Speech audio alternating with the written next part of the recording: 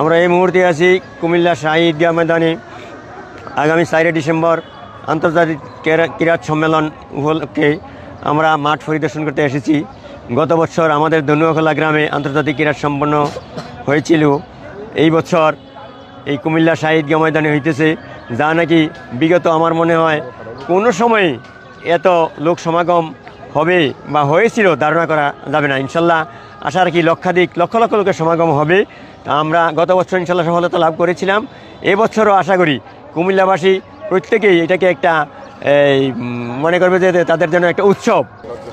আন্তর্জাতিক ক্যারাত সম্মেলন 2025 কুমিল্লা শাহী ঈদগাহ মাঠে অনুষ্ঠিত হতে যাওয়া আমরা এই কয়েকজন আন্তর্জাতিক ক্যারাত সম্মেলন 2024 বাস্তবায়ন কমিটির পক্ষ থেকে আমরা এই মাঠ পরিদর্শন করতে এসেছি।